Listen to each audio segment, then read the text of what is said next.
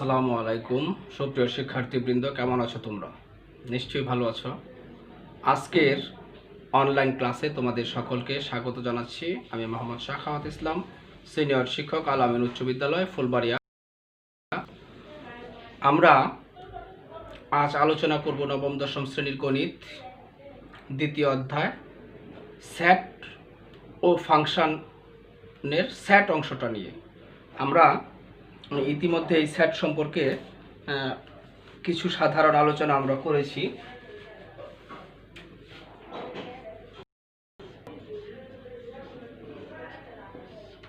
সেটের আমরা কিছু সাধারণ আলোচনা করেছি। আজকে আমরা আলোচনা করব সেটের অন্তর। প্রথমে আমরা অন্তর আলোচনা শুরু করব। আমরা একটু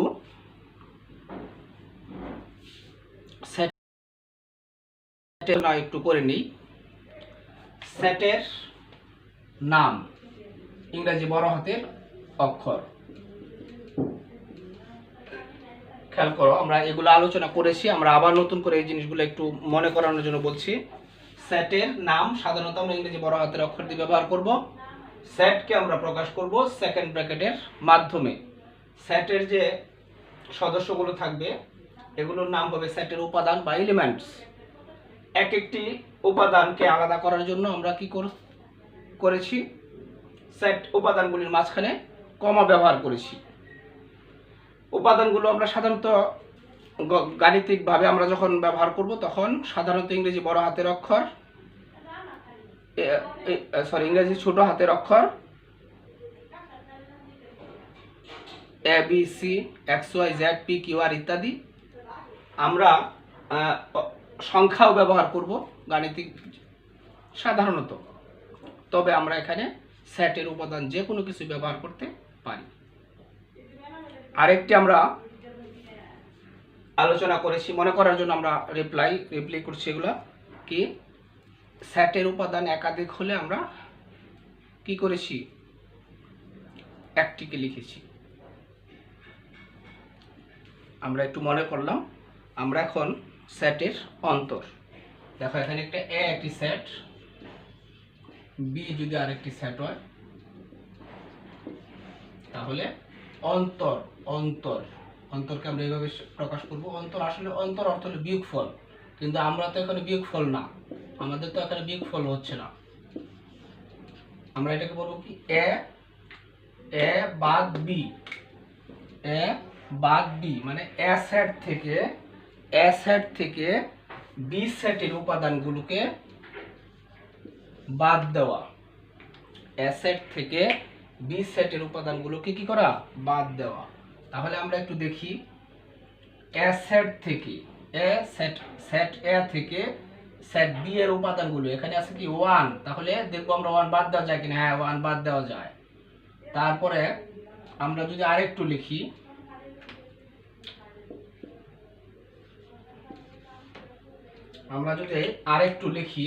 তাহলে এ বাদ দেওয়া গেছে, 2 বাদ দেওয়া গেছে, 3 বাদ দেওয়া যায় নাই। তাহলে কি রইল আমাদের 3। এটাই হলো সেটের বাদ বা সেটের অন্তর। আশা করি তোমরা বুঝতে পেরেছ। এখন আমরা চলে যাব সার্বিক সেট। দেখো, এখানে আমরা পেয়ে গেছি কি, এ।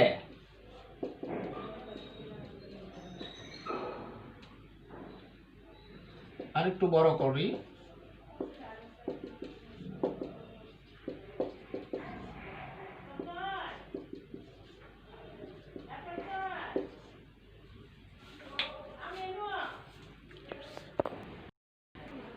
আমরা 3টা সেট আরো যদি সেট লিখি,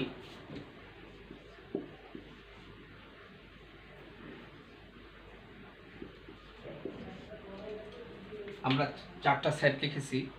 এখান থেকে আমরা আলোচনা করব সার্বিক সেট। আলোচনায় সংশ্লিষ্ট কতগুলো সেট যদি কোনো নির্দিষ্ট সেটের উপসেট হয়, আলোচনায় সংশ্লিষ্ট কতগুলো সেট যদি কোনো নির্দিষ্ট সেটের উপসেট হয়, তাহলে বা তবে ওই সেটটিকে, নির্দিষ্ট সেটটিকে কি বলা হবে? সার্বিক সেট। কার? অন্য সেটগুলোর সাপেক্ষে সার্বিক সেট বলা হবে। এখন আমরা প্রশ্নে চলে যাই। আলোচনার সাপেক্ষে আলোচনা আমরা এখানে কি করতেছি? এ বি সি ডি চারটা সেট ধরেছি। এখানে আমরা প্রথমে এ সেটের উপাদান 1 2 3 4 5, বি সেটের উপাদান 1 3 5। তাহলে আমরা দেখতে পাই বি সেটের প্রত্যেকটা উপাদান এ সেটে বিদ্যমান, অর্থাৎ বি এ সেটের উপসেট। সি সেটের প্রতিটি উপাদান 2 4 2 4 প্রত্যেকটা উপাদান এ সেটে বিদ্যমান, অর্থাৎ সি সেটটা কি? এ সেটের উপসেট। ডি সেটের প্রত্যেকটা উপাদান 3 4 3 4, ডি সেটের প্রত্যেকটা উপাদান কি? এ সেটের উপসেট, অর্থাৎ বি সি ডি প্রত্যেকটি সেটই কি? এ সেটের উপসেট। তাহলে এবং এ নিজেই নিজের কি? উপসেট। তাহলে আমরা বুঝতে পারলাম এখানে আলোচনায় সংশ্লিষ্ট প্রতিটি সেট এ সেটের উপসেট। তাহলে এই উপসেটগুলোর সাপেক্ষে এ সেটটি কি হবে? সার্বিক সেট। এখন আমরা আলোচনা করব পূরক সেট।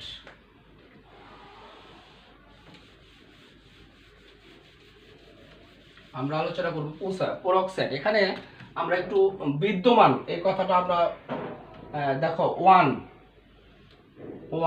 এইটা হলো বিদ্যমানের বিলংস টু বা বিদ্যমান। 1 বিলংস টু কোথায় আছে?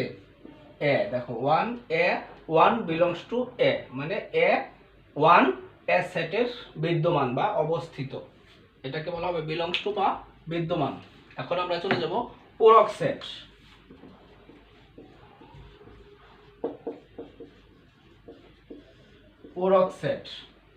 পূরক সেট কি? যে সেটের পূরক আমরা নির্ণয় করতে যাব, পূরক সেটের সার্বিক সেটকে আমরা এখানে আমাদের এ আছে, সার্বিক সেটের নাম রেখেছি। সার্বিক সেটকে আমরা সাধারণত কি দ্বারা প্রকাশ করব? ইউ দ্বারা। ইউ মানে ইউনিভার্সাল সেট। সার্বিক সেটকে আমরা কি দ্বারা প্রকাশ করব? ইউ দ্বারা। সার্বিক সেট, ইউ সার্বিক সেট এবং এ একটি সেট যদি এমন হয়, ইউ এর উপসেট, ইউ একটি সার্বিক সেট। আমরা খেয়াল করি এটা কিভাবে পূরক আমরা তৈরি করব। ইউ একটি সার্বিক সেট এবং ইউ এর কি? একটি উপসেট। যদি এরকম হয় তাহলে আমরা এ সেটের বহির্ভূত বা এ সেটের উপাদানগুলি বাদে ইউ এর যে উপাদানগুলি থাকবে সেটাই হবে এ সেটের পূরক সেট।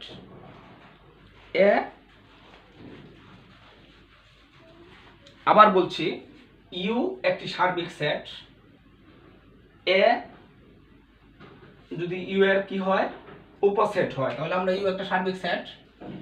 আমরা ইউ এর উপাদান লিখি 1 2 3 4 5 6।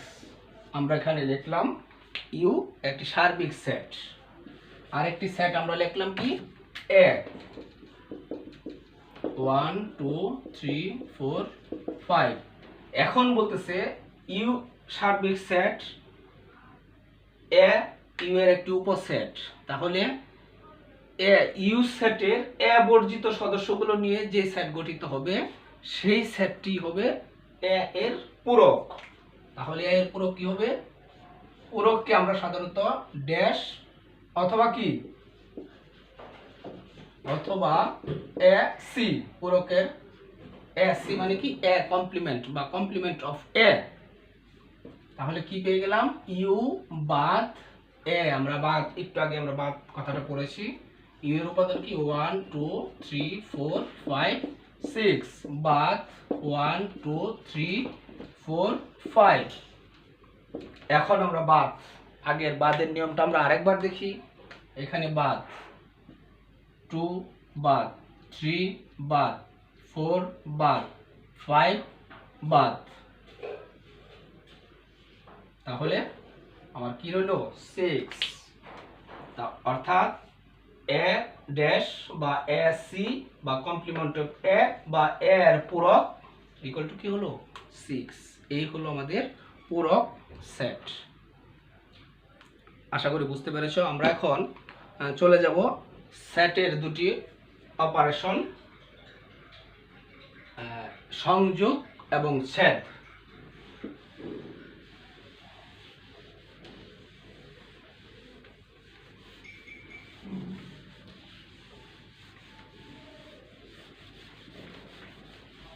আমরা কতগুলো সেট নেই, দুইটা সেট নেই।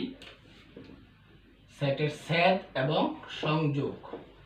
সেট, একটা সেট নিলাম এ 1 2 3 4, আর একটা সেট নিলাম বি 2 4 5। এখন সেট দেখো, আমরা এখানে সেটকে আমরা কি দ্বারা প্রকাশ করব? আমরা সাধারণত যদিও এটা না, আমরা এটাকে বলি কি ক্যাপের মতো। এটার আসল জিনিসটা আমরা কি আমরা পড়েছি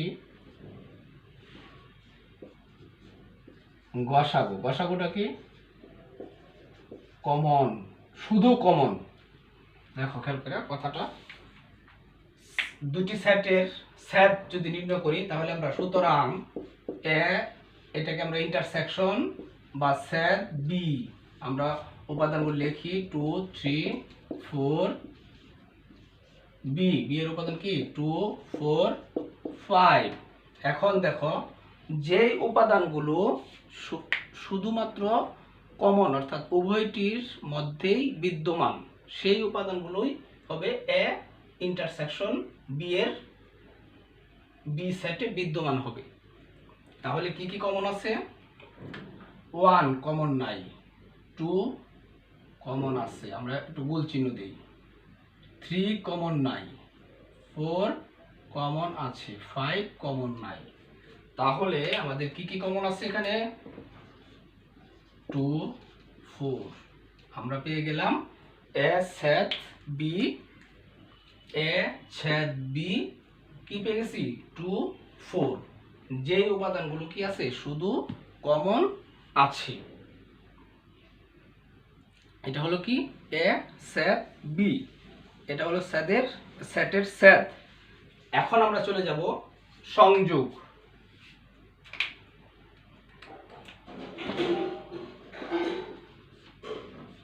সংযোগকে আমরা ইউ এর মতো, এটা ইউ না, ইউ এর মতো উল্টা উল্টা ক্যাপ মানে কাপ বলা হয় এটাকে। এটা কি হবে আমাদের গাণিতিক সিস্টেমটা কি? লসাগু। কমন ও কমন নয় সবাই কমনও নিতে হবে, কমন না থাকলেও নিতে হবে। তাহলে আমরা এখন এখানে যদি আমি কি করি? সংযোগ।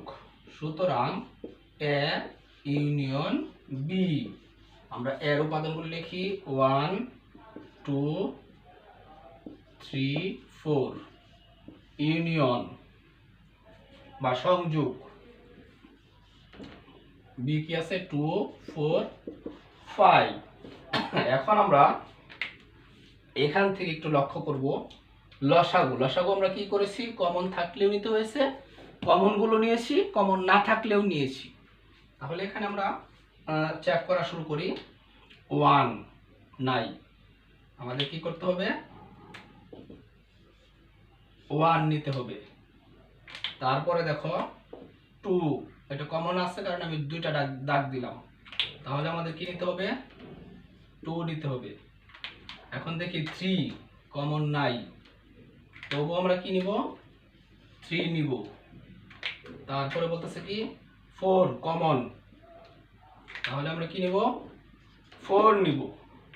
তারপর বলতেছে কি 5 কমন নাই, কমন না, তাও আমরা কি করব? আমরা বলেছি কমন নিব এবং কমন নাই যেগুলো সেগুলো নিব। তাহলে আমি কি পেয়ে গেলাম? এ সংযোগ বা ইউনিয়ন বি ইকুয়াল টু কি পেয়ে গেছি? 1 2 3 4 5। আশা করি এই ব্যাপারগুলো বুঝতে পেরেছো। এখন আমরা চলে যাব আরেকটা এই ছেদের ব্যাপারে। আমরা সি এখানে একটু দেখি 1 2 ডি 4 5। এখন সি ইন্টারসেকশন ডি বা ছেদ ডি 1 2 4 5। এখানে আমরা দেখতে পাই কমন, অর্থাৎ এখানে কি কমন কোনো উপাদান নাই। যদি কোনো দুটি সেটের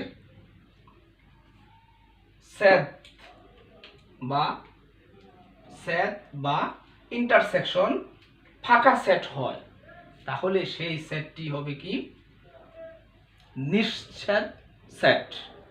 যদি কোনো সেটের ইন্টারসেকশন বা সেট ফাঁকা সেট হয়, তাহলে তাকে বলা হবে কি নিশ্ছেদ সেট।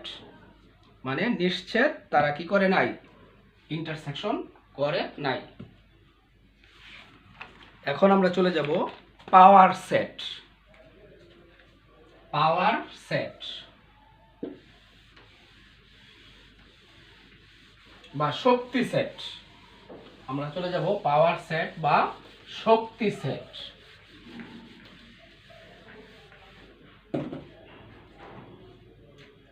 এ একটি সেট, উপাদান যদি এ বি সি হয়, তাহলে এই সেটের উপাদানগুলো এ সেটের উপসেটগুলি আমরা নির্ণয় করব। আমরা বলবো কি এ সেটের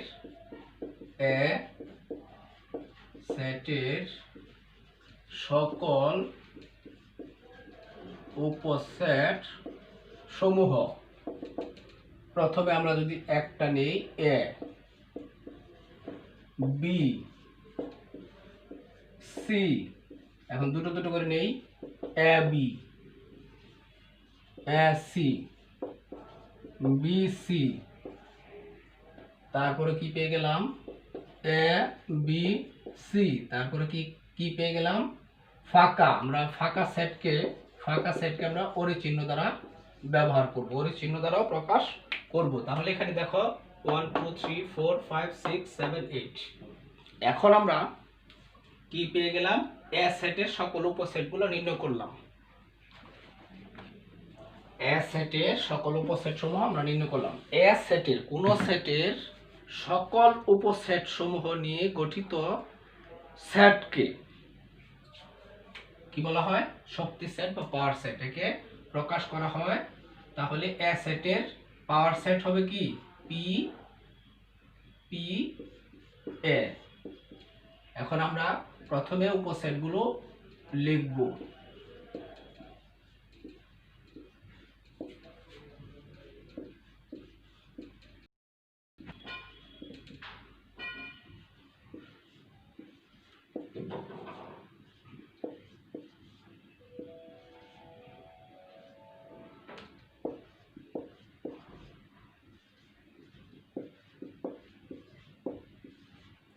কি বললাম শক্তি সেটটা কি হবে কোন সেটের সকল উপসেট নিয়ে গঠিত সেট।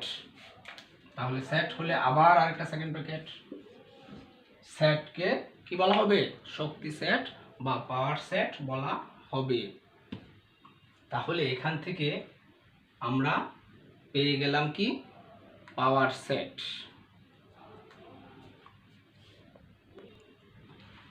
কোন সেটের আরেকবার আমি একটু বলার চেষ্টা করি, কোন সেটের সকল উপসেট নিয়ে গঠিত সেটকে, এই জন্য আবার আরেকটি কি হয়েছে সেকেন্ড ব্র্যাকেট হয়েছে, কারণ পাওয়ার এটা একটা সেট আর উপসেটগুলো নিয়ে গঠিত আরেকটি সেট। সকল উপসেট নিয়ে গঠিত সেটকে কি বলা হবে পাওয়ার সেট বলা হবে। আশা করি তোমরা বুঝতে পেরেছো। এই অধ্যায়ে আমরা এইভাবে বিস্তারিতভাবে আলোচনা করে যাব। তোমরা প্রথম ক্লাসে আমার এটা বলা হয়নি, তোমরা আশা করি আমরা যে জিনিসগুলো আমরা শিখতে পেলাম, তোমাদের বইয়ে কাজ আছে, কাজ 23 পৃষ্ঠার কাজ, 24 পৃষ্ঠার কাজ,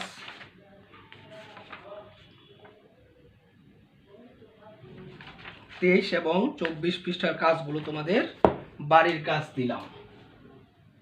কাজ কোনগুলো?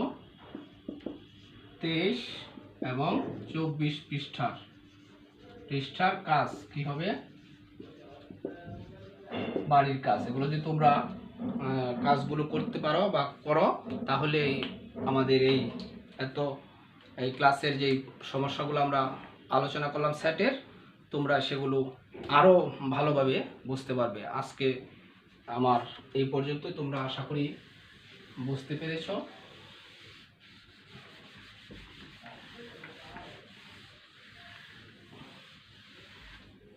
আজকে এই পর্যন্তই, তোমরা ভালো থেকো। খোদা হাফেজ।